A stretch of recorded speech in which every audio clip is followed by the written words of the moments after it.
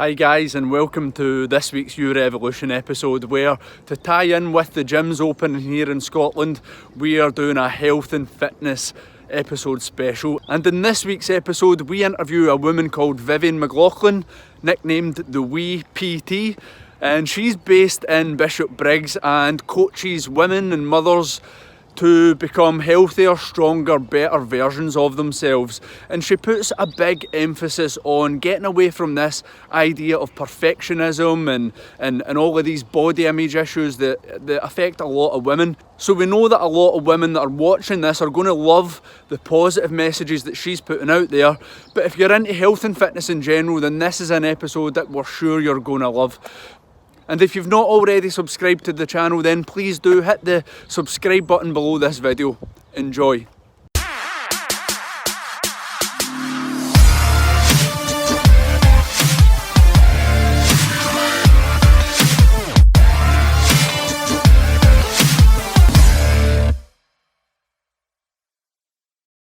Welcome to the You Revolution. Thanks for having me.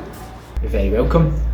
I'm going to jump in and I suppose hear a bit more about all the amazing work you're doing with the Wee PT. But before we do that, it'd just be great to hear a wee bit more about your backstory, why the Wee PT came to fruition. So I used to really be into fitness, and then after I had my first daughter, I just suffered really badly from postnatal depression, which resulted in binge eating all the time. I then managed to get on top of that, lost the weight just by doing exercise classes, gaining more knowledge in nutrition. And then after that I had my son Finn, and Finn just didn't sleep. He had a milk allergy, and again it was just, I felt like I went into Bear Grylls mode and was like survive each day. So breakfast was packets of Doritos, chocolate, it was just a riot. And then before I knew it, I was 15.5 stone, back to square one. And I thought I need to sort my life out. So just gradually chipped away really slowly at getting the weight off. And then I was so miserable in my job, and I was like, I need a job that has fulfillment. And I think after doing it the way I did it, I thought there's not really anyone there that's doing the way I did it. There's not really a mum that gets it or has that understanding of weight loss from my mum's point of view. So that's when I was like, I just want to do this as a job and make it my life. So did my courses, handed in my notice at my job after 9 years. Wasn't pleasant, but handed it in, and then started as a PT, and I just seemed to hit the ground running. Mums got it, women got it. They were like, someone's actually speaking from a place of understanding and empathy, and here I am, home.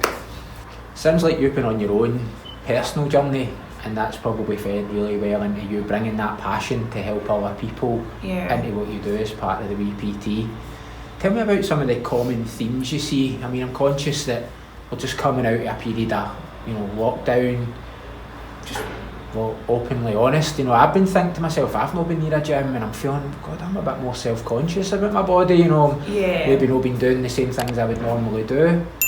What are the common themes that you get from women? It's just women you train, isn't it? It's women I train, but I'll answer messages from absolutely anyone and everyone, and I love that because I'm that out there on social media, people know that they can message me and get a straight up reply. So I think one of the common themes with mums is comparison.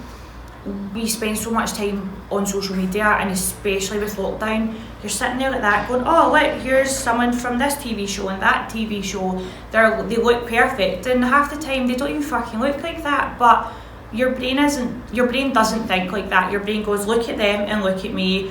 Why the hell is, a great one for me is Rochelle Humes. She's fantastic, but I go, why does she look like that and I look like this? And then before you know it, I start comparing myself, and I do it as well. I go, God, I'm not a size 6, I shouldn't be a PT. Why am I a PT? Why do people want to work with me? Because I'm a size 10, I'm a size 12.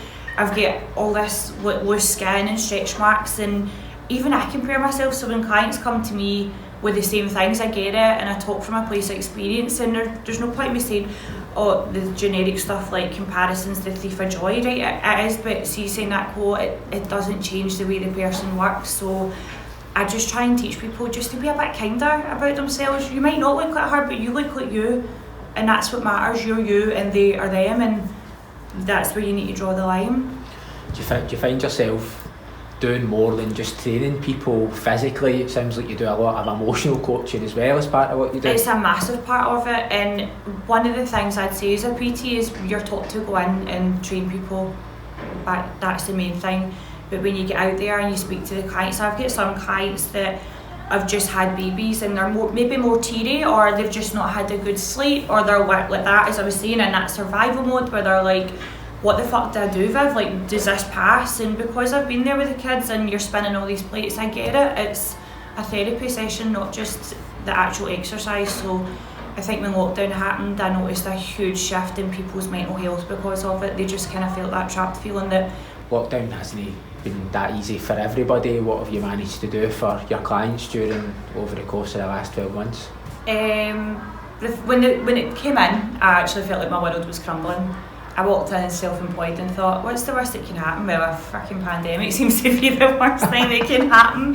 So after 2 weeks of sort of moping around, I thought, no, I enjoy taking classes, so that's what I'm going to do. So at that point, that's when I created the sort of name Quarantine Queens. So it was a group of females that all supported each other. We did Zoom workouts twice a day, 6 days a week.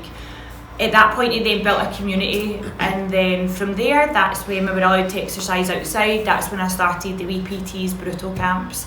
So it just got a community of like-minded women together, exercising outside in the fresh air. So as you'll see on my Instagram, all the crazy stuff, flipping tyres, co-carrying each other, hitting a tyre with a hammer, just really fun stuff.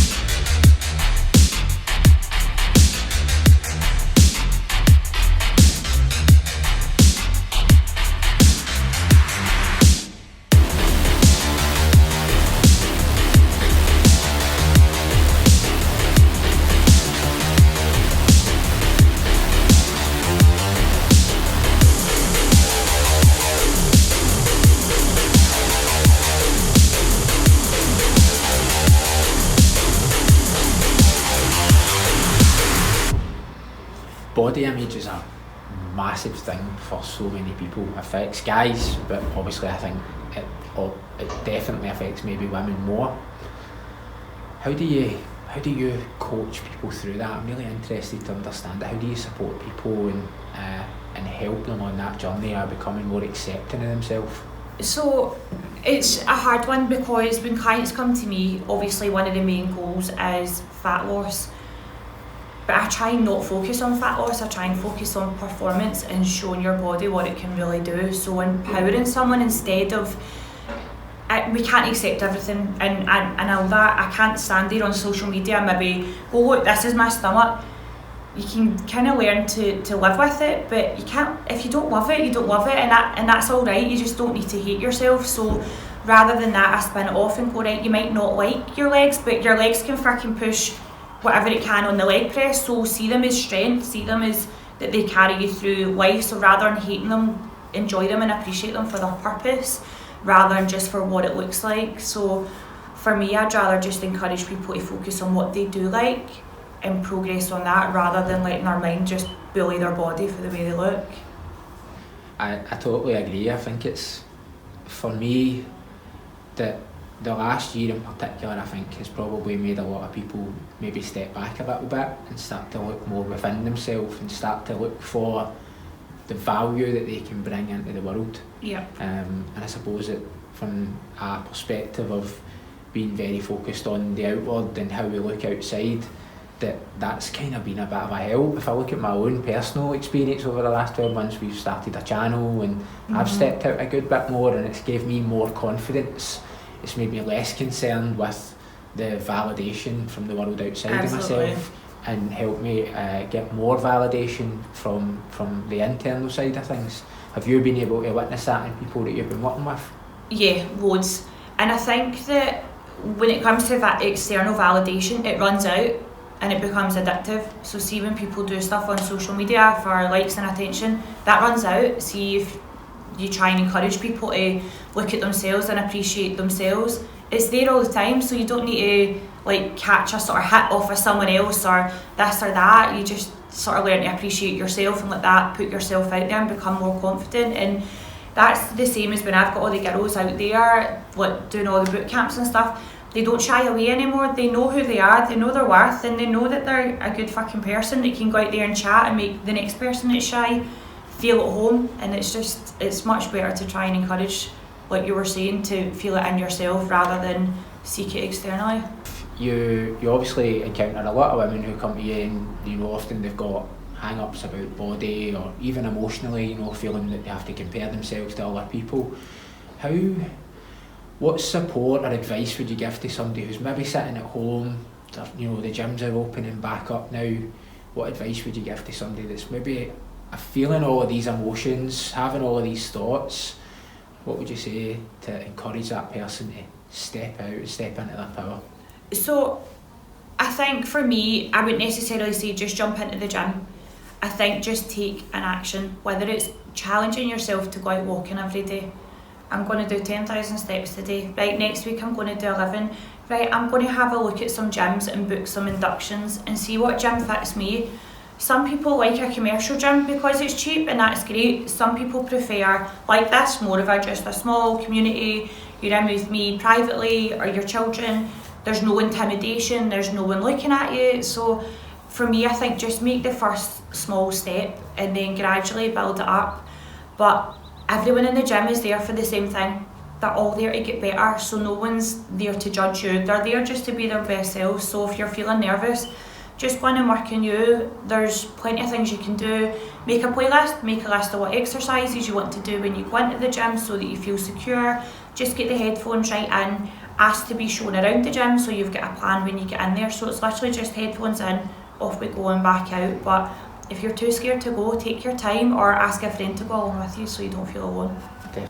I don't follow the female narratives often in media and all of that sort of stuff. There is a lot of pressure on women, and I think one of the big things I've seen you talk about before is things like cellulite, for example, which I think a lot of women are really self-conscious about. What's your take on it? Cellulite's just a normal thing. It's literally just the same as breathing. And I think it's just because the media is so driven by looks and that you should look a certain way, and it's to sell a product. Why do they highlight cellulite? Because here's some sort of BS product to fix it.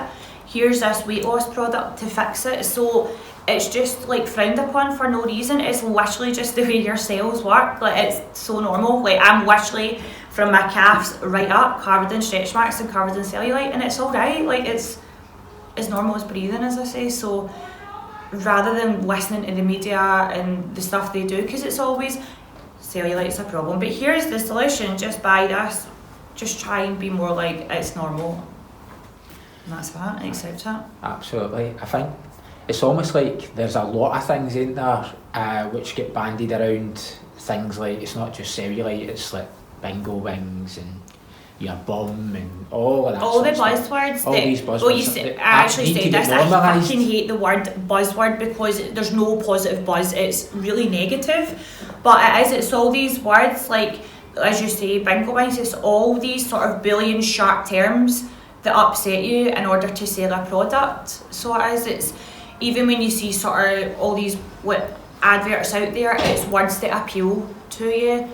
And it's how to banish the bingo wings, and it's do I have bingo? I better check if I've got bingo wings, do I? And then before you know it, you're you're shredding yourself away because there's a fucking advert on the TV telling you to, when you probably didn't even notice it in the first place. How do we normalise these things? How do we get people to actually realise that all these buzzwords, as we've said, all these things that we perceive as negative, how do we transform that and reframe it so that people actually recognise that it's just completely acceptable? Like for guys, it's like dad bod or middle-age spread and all that sort of stuff. It's like, if you've got a busy job, 3 kids, you are trying to build your own business, and I'm talking from my own experience here, it's really difficult to hit the gym 5-6 days a week, like some people would tell you. How do we just normalise the fact that we've all got different lives and commitments, and that actually having a six-pack, whilst it's an amazing achievement and a fantastic illustration of your fitness or body fat levels, but actually how do we just normalise that actually however you're living your life, provided you have a sense of health and well-being about you, and that you're taking steps to manage that, like you're not abusing your body, or that you are doing some exercise, or you're eating properly, like just because you've not got a chiseled physique. How do we normalise all this stuff? Talk about it. Just talk about it. The amount of girls that I see that Photoshop their images, you're not helping the matter. Stop striving for perfection, because the more everyone does that, the more like that we're creating a stigma. Like, why is a dad bod wrong? What's wrong with it? Let's see, if you feel healthy in yourself and you're present with your children, surely that's better than being in the gym all those hours in the day. Do your kids remember if you've got abs, or do your kids remember you've been present with them?